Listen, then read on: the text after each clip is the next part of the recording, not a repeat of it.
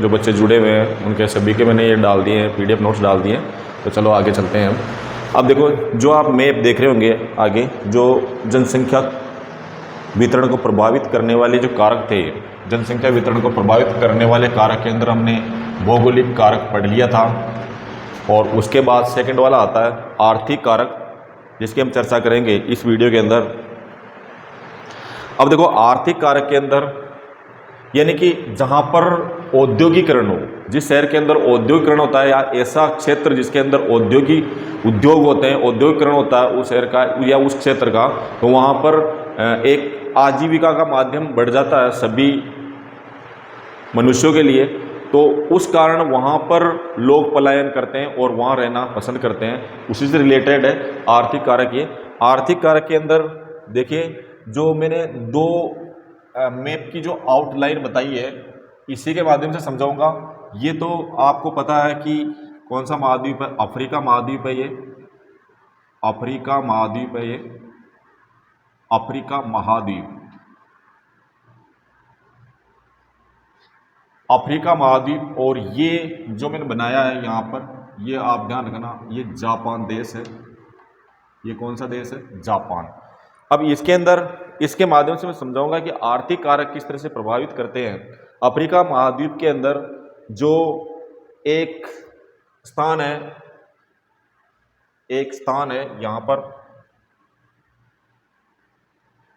ये है जाम्बिया देश।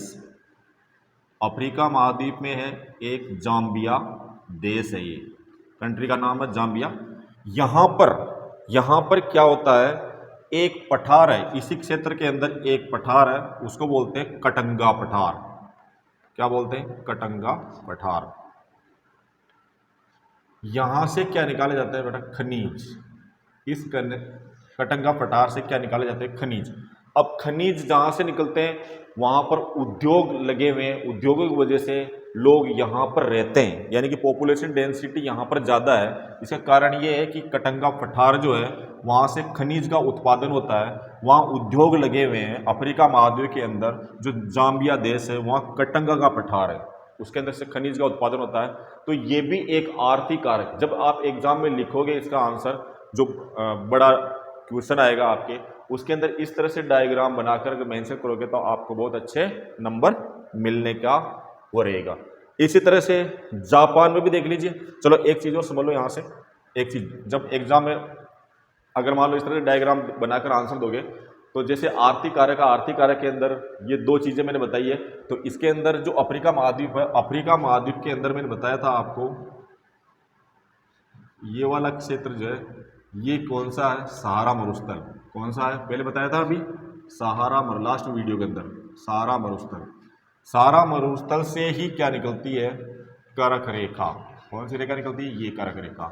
यहाँ लिख रहा हूं मैं, कर्क रेखा। सहारा मरुस्थल से कौन सी रेखा निकल रही है? कर्क। और यहाँ पर जाम्बिया के पास में मैंने बताया था एक कालाहारी मरुस्थल, कालाहारी मरुस्थल। ये चीजें आपको मेंशन कर देनी है, आपके पूरे में से पूरे नंबर आ जाएंगे। तो सिंपल सी बात है, आर्थिक कारक उदाहरण लेना है। अफ्रीका महाद्वीप के अंदर जाम्बिया देश है, जाम्बिया देश के अंदर कटंगा पठार है, कटंगा पठार के अंदर खनिज का उत्पादन बहुतायत रूप से होता है। इस वजह से यहाँ पर क्या होती है? जनसंख्या रहती है, जनसंख्या का निवास यहाँ पर ज्यादा है। अब चलिए, जैसे जापान देश है, जापान देश के अंदर एक स्थान है कोबे और ओसाका। यहाँ पर कोबे, ओसाका, ये औद्योगिक क्षेत्र है। ये जो स्थान है जापान का, इसमें एक कोबे ओसाका जो क्षेत्र है, उसके अंदर क्या होता है? उद्योग लगे हुए हैं। क्या लगे हुए हैं? उद्योग लगे हैं। इसको बोलते हैं औद्योगिक शहर। इसको बोलते हैं औद्योगिक शहर। क्या बोलते हैं? औद्योगिक शहर का मतलब हो गया जहां पर सबसे ज्यादा क्या लगे हों? उद्योग लगे हों। ठीक है। अब देखो, ये कोबे और ओसाका जो है, यहाँ पे उद्योग लगे हुए हैं। जो ओसाका जो है, ओसाका है, इसको बोलते हैं जापान का मैनचेस्टर। जापान का मैनचेस्टर। याद रखना, मैनचेस्टर किसे कहते हैं? मैनचेस्टर जहां पर क्या हो, सूती वस्त्र उद्योग हो, सूती वस्त्र उद्योग। तो सिंपल सा है, सुनो इधर, यहां पे उन्होंने बताया खनिज, अफ्रीका महाद्वीप के अंदर जाम्बिया देश है, कटंगा का पठार है, वहां से खनिजों का उत्पादन होता है और वहां पर क्या है, लोगों की संख्या ज्यादा है, यानी कि जनसंख्या वितरण को प्रभावित करने वाले आर्थिक कार्य के अंदर ये भी आता है। और जापान देश है, जापान देश के अंदर कोबे ओसाका जो क्षेत्र है वो उद्योगों के लिए जाना जाता है, यानी कि औद्योगिक नगर कहा जाता है। और यहाँ पर क्या है कि सूती वस्त्रों के उद्योग लगे हुए हैं, इसे जापान का मैनचेस्टर इसलिए कहते हैं क्योंकि यहाँ पर सूती वस्त्रों के उद्योग लगे हुए हैं। ठीक है, नाम याद रखना, कोबे ओसाका। चले आगे, लिख लो इसको पहले। अब देखो नगरीकरण, आपके नेक्स्ट पीडीएफ नोट्स के अंदर क्या है, नगरीकरण। मैं एक बार और समझाता हूं इसको, सुनो ध्यान से। आर्थिक कारक, आर्थिक कारक जनसंख्या वितरण को प्रभावित करने वाले कारकों के अंदर आर्थिक कारक भी आता है। आर्थिक कारक किस तरह से प्रभावित करेगा, जैसे अफ्रीका महाद्वीप का उदाहरण दिया मैंने। अफ्रीका महाद्वीप के अंदर जाम्बिया देश है, जाम्बिया देश के अंदर कटंगा पठार है, कटंगा पठार के अंदर क्या होता है, खनिजों का उत्पादन होता है, वहाँ बहुत सारे उद्योग लगे हुए हैं और उद्योग लगे होने की वजह से वहाँ पर लोगों ने क्या पलायन करके वहाँ रहना ज़्यादा पसंद करते हैं, क्योंकि वहाँ क्या हो गया, उनको रोजगार मिल गया, उनको आजीविका मिल गई इस तरह से। और देखो सारा मरुस्थल अफ्रीका महाद्वीप में कहाँ आ रहा है, सारा मरुस्थल कर्क रेखा के पास में, कर्क रेखा जहाँ से गुजर रही है वहाँ पर सारा मरुस्थल आ रहा है, सारा मरुस्थल के पास से कर्क रेखा निकलती है। ठीक है, इसी तरह से जाम्बिया देश जापान देश के अंदर कोबे और ओसाका क्षेत्र, कोबे और ओसाका भी औद्योगिक नगरों के रूप में जाना जाता है जापान देश के अंदर। यहाँ पर क्या है, सूती वस्त्रों के उद्योग बहुत सारे लगे हुए हैं। सूती वस्त्रों के उद्योग लगे होने के कारण क्या होता है, यहाँ पर इसको जापान का मैनचेस्टर कहा जाता है। जापान का मैनचेस्टर मीन्स क्या होता है, मैनचेस्टर का मतलब ही यही होता है जहाँ पर सबसे ज्यादा सूती वस्त्र उद्योग लगे हुए हो। ठीक है, चलो आगे।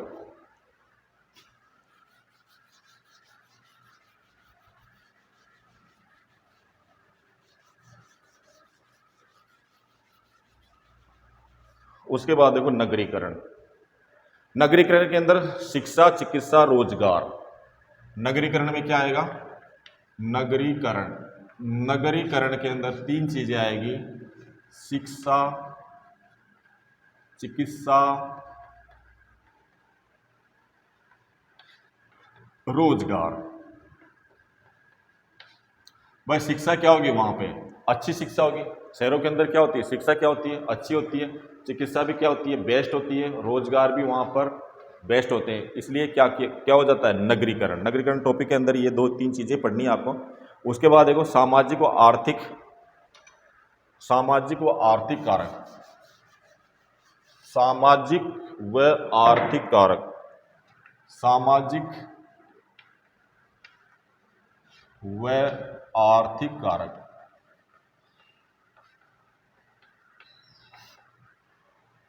सामाजिक व आर्थिक कारक के अंदर धर्म, दूसरा भाषा, थर्ड वाला राजनीतिक अशांति। ये भी इसका टॉपिक है, जनसंख्या वितरण को प्रभावित करने वाले कारक में। धर्म, जहां लोग अपने धर्म के लोग जहां ज्यादा होंगे वहां लोग ज्यादा जाना पसंद करेंगे। भाषा, जिस क्षेत्र के अंदर अपनी ही भाषा बोली जाती हो वहां लोग ज्यादा रहना पसंद करेंगे। राजनीतिक अशांति, जहां पर राजनीतिक अशांति होगी वहां पर भी लोग कम जाना पसंद करेंगे। इस तरह से ये भी क्या है, जनसंख्या वितरण को प्रभावित करने वाले कारकों में से एक है। अब नेक्स्ट टॉपिक चलेंगे हम, जनसंख्या घनत्व। जनसंख्या घनत्व यानी पॉपुलेशन डेंसिटी। जनसंख्या घनत्व, जनसंख्या घनत्व, जनसंख्या घनत्व का मतलब यह है लोगों की संख्या और क्षेत्रफल के बीच का अनुपात।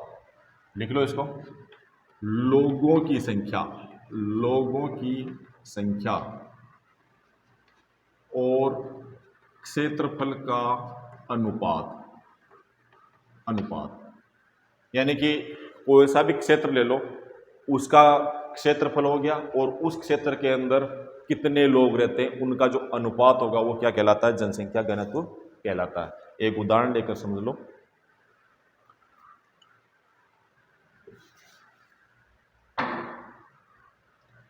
माना कि ये कोई कै प्रदेश है, क्या है, ये कै नाम है इस प्रदेश का, इस क्षेत्र का नाम है कै। इसके अंदर इसका क्षेत्रफल है 100 वर्ग किलोमीटर। इसी तरह से इसमें जो लोग निवास करते हैं इसमें 1,50,000। अगर मान लो जनसंख्या घनत्व हमें निकालना है तो क्षेत्रफल और लोगों की संख्या कितनी है, 1,50,000। क्षेत्रफल कितना, 100। 2 से 2 कटा तो आपके पास कितना बच गया, 1500 लोग 1 किलोमीटर स्क्वायर के अंदर रहते हैं। तो ये क्या कहलाती है, पॉपुलेशन डेंसिटी, यानी कि जनसंख्या घनत्व।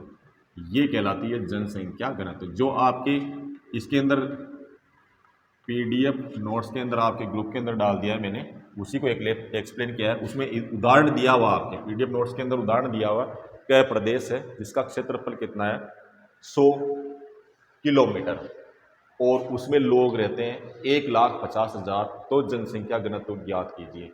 यानी कि जो इसके अंदर जो डेटाज दिए हुए हैं वो क्या चेंज हो सकते हैं एग्जाम के अंदर, वो जरूरी नहीं है जो मैंने लिखा है वही आए, बाकी आएगा इसी पैटर्न पे आधारित। जनसंख्या घनत्व की डेफिनेशन क्या होगी अपने, यानी कि लोगों की संख्या और उनका क्षेत्रफल का जो अनुपात होता है उसे क्या बोलते हैं, जनसंख्या घनत्व। ठीक है, चलिए नेक्स्ट टॉपिक है अपना। हाँ, इसके बाद जो टॉपिक दिया हुआ आपके जनसंख्या घनत्व। अब बताओ, एक क्वेश्चन बताओ जो अपन ने लास्ट वीडियो के अंदर पढ़ा था। जनसंख्या घनत्व के अंदर कौन से महाद्वीप का प्रथम स्थान आता है, यानी कि विश्व के अंदर सर्वाधिक जनसंख्या घनत्व वाला महाद्वीप कौन सा है। आपको पता है इधर क्या था, ये एशिया महाद्वीप था ना, यहाँ पे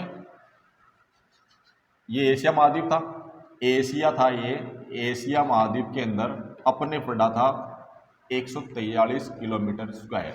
ये इसका क्या था, जनसंख्या घनत्व। क्या था, जनसंख्या घनत्व।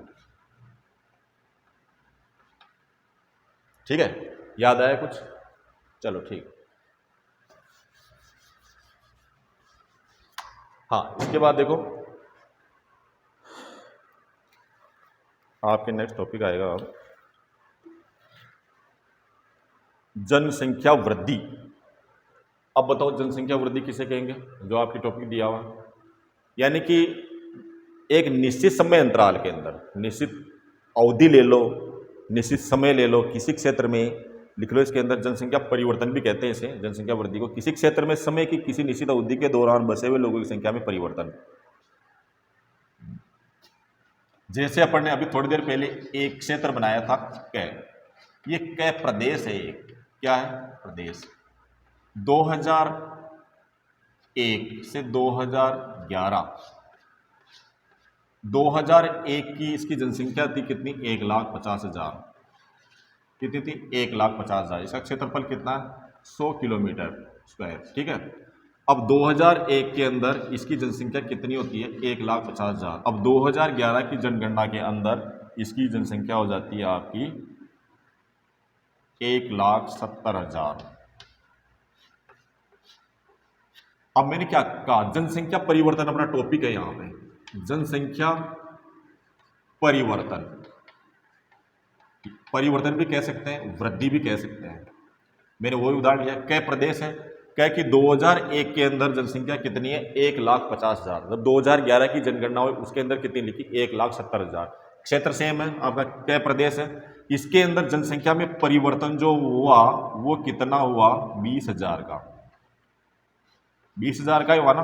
तो ये कहलाता है बेटा जनसंख्या परिवर्तन या जनसंख्या वृद्धि। क्या कहलाता है, यानी कि एक क्षेत्र के अंदर जो समय दिया हुआ है, एक निश्चित समय है, उस दरमियान रहने वाले जो लोगों की संख्या के अंदर या जो मनुष्यों की संख्या के अंदर वृद्धि हो जाती है तो उसे क्या बोलेंगे, जनसंख्या वृद्धि बोलेंगे।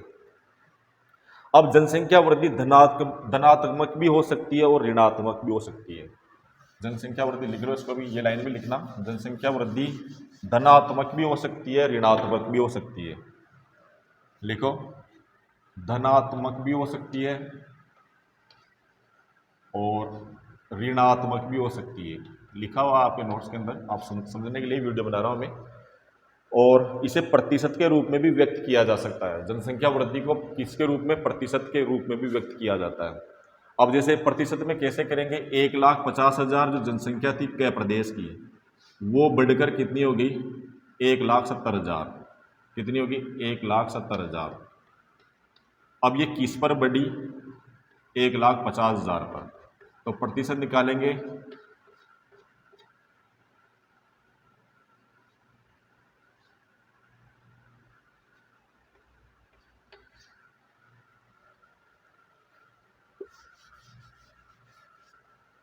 तो इसको प्रतिशत के अंदर भी व्यक्त किया जा सकता है। ठीक है, जनसंख्या परिवर्तन किसी क्षेत्र की आर्थिक प्रगति, सामाजिक उत्थान, ऐतिहासिक और सांस्कृतिक पृष्ठभूमि का महत्वपूर्ण सूचक है। किस किस का, एक तो आर्थिक प्रगति का,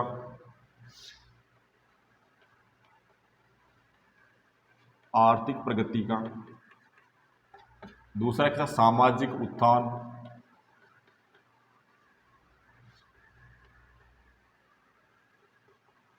सामाजिक उत्थान के बाद ले लो आप सांस्कृतिक पृष्ठभूमि, ऐतिहासिक व सांस्कृतिक पृष्ठभूमि।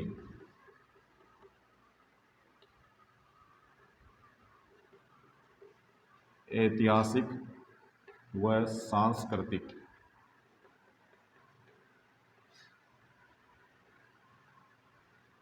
सांस्कृतिक पृष्ठभूमि, ये किसके, जनसंख्या परिवर्तन। चलो आगे।